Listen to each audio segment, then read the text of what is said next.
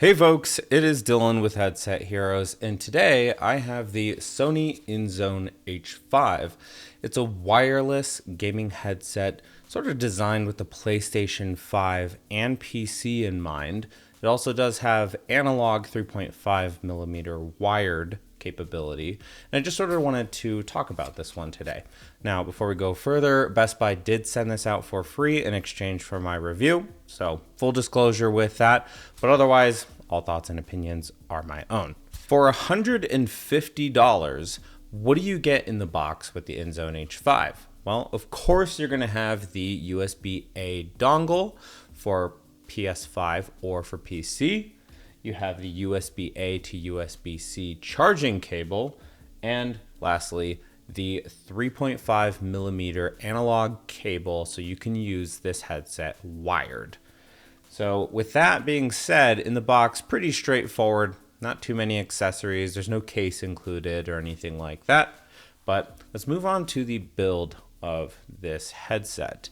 Like the PlayStation 5 itself, we have this sort of matte texture. I think it's a pretty nice aesthetic, a nice plastic, pretty durable feeling, and it's also very lightweight, 261 grams. It also has your 3.5 millimeter input on the bottom. You have the USB Type-C for charging. You've got the headset microphone, which you can flip up to mute. It does also have side tone capability. And you also have the game and chat mix. And then of course, the power / synchronization button and a volume dial, which is also pretty straightforward. The first sort of question is, okay, well, how comfortable is it?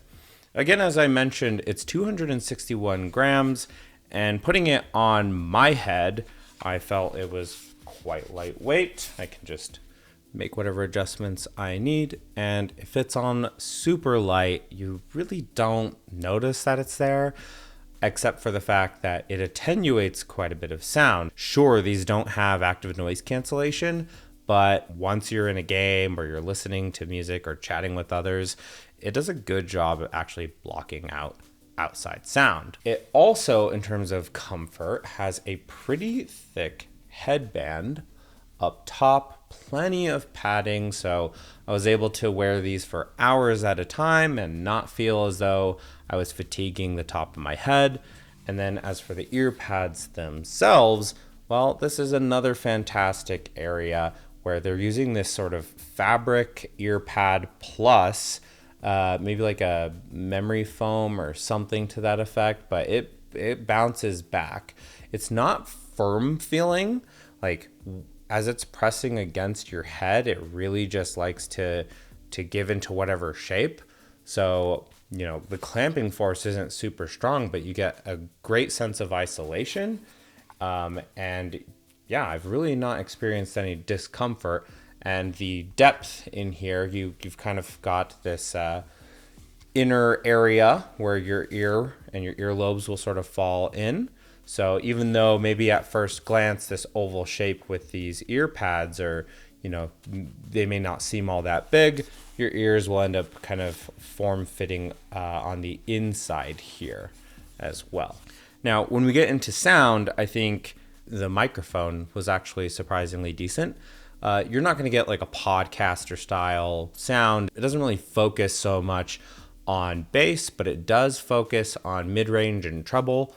And it does have AI noise rejection as well. So as you're talking through here, the noise floor is super low. You shouldn't be hearing other sounds coming in, getting picked up by the microphone when you're just like breathing. The quick brown fox jumped over the lazy dog. This is a test of the Sony INZONE H5 wireless microphone. You also can adjust the side tone with the INZONE Hub app, so that way you can hear yourself while you're talking. Now, in terms of the actual sound, I don't think this headset is anything particularly special. They sort of have the DNA from the WH-1000 XM5 series. So you get sort of this bass boost, a decent mid-range presence and a few spikes in the treble as well. I think it's perfectly fine for games, especially if you're more of like a casual gamer. Its focus is just trying to get you immersed in the gameplay, and let you also do communications when you're playing online games with your friends, and it does a really good job at that. For music purposes, pop music and things like that, this will do decently fine. Another shout out that I want to make here is the fact that this actually works really nicely with the PlayStation VR2 headset. And that's because the way this is shaped, when you put it on, it ends up going on the outside of the headset. So if you're the kind of person who prefers over-ear headphones as opposed to in-ear headphones, this is a relatively affordable wireless option. So that way you don't have to plug into the PSVR2 via analog jack. You can just simply take that USB adapter, toggle it to PS5, plug into your PlayStation 5, and get going wirelessly with ease. The wired mode I found was a little bit more harsh, just in like treble peaks and valleys, but it can still be great if you're the kind of person who, you know, maybe you want to pair it with like your ROG Ally or something like that. You can just, you know, plug this in while you're on the go or something. That being said, there are certainly better options out there if you're trying to use a wireless gaming headset with a portable like the Nintendo Switch, ROG Ally, Steam Deck, etc. The software suite with the INZONE Hub, biggest benefit there would be the side tone control, and maybe if you want to dial back some of the EQ settings, things of that nature, you're welcome to do that. But there's really not much value, whereas with the PlayStation 5, it just works out of the box. Flip the toggle to PlayStation 5, you got all your controls, everything you need to do right on here, super easy. So for $150, I think that it's sort of a no frills option. It doesn't have Bluetooth, but it is using 2.4 gigahertz wireless, and it does have the option to fall back to a wired mode.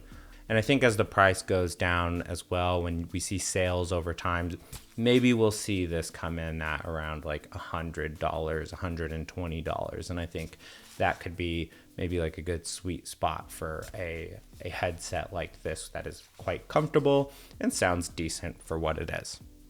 So with that being said, I want to thank you guys for stopping by and checking out this review over the Sony INZONE H5.